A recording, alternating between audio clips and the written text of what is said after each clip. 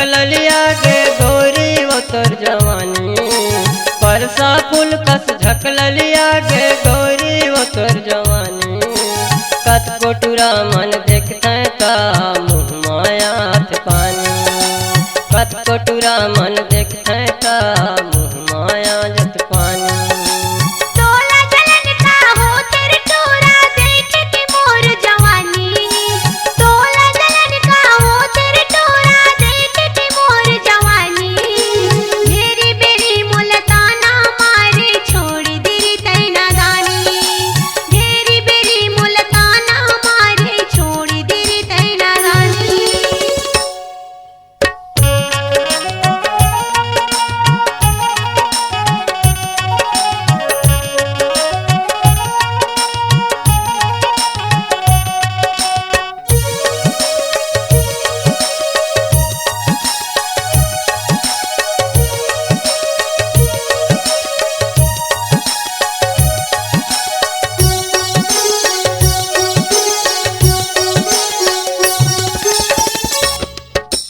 चाकर चौखट कन्या दिखत है गोल मटोल तोर बानी। छत्रपाल नाम हवै वो बोलता मीर जुबानी। छत्रपाल नाम हवै वो बोलता मीर जुबानी।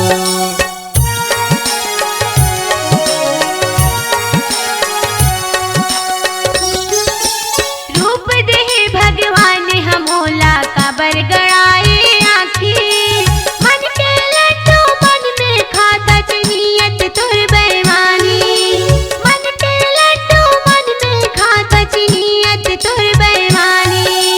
लाल गुलाबी होठ दिखत है रंग लह हिरनी बानी।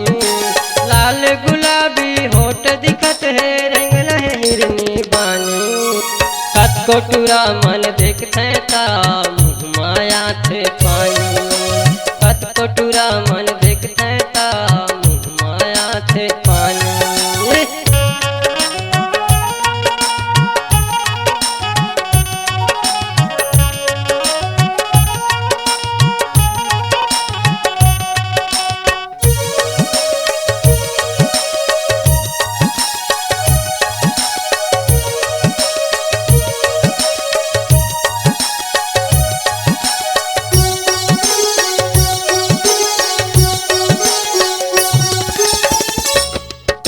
नहीं मिल बेटा तैहा मोला लगा के मरहूँ फांसी।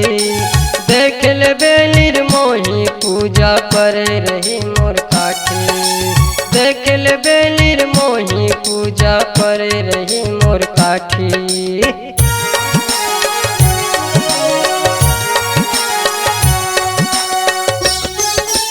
नहीं छोड़ा मैं कोलर जानू झनकर बीते नादानी।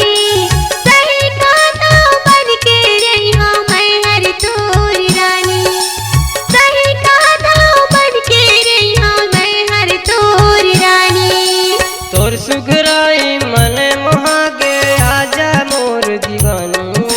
तोर सुघराई मन मोहागे आजा मोर दीवानी। मिल के दोनों झन माया करबो लिखबो प्रेम कहानी। मिल के दोनों झन माया करबो लिखबो प्रेम कहानी। परसा फूल कस झकललिया गे गोरी वो तोर जवानी। परसा फूल कस झकललिया गे गोरी वो तोर जवानी।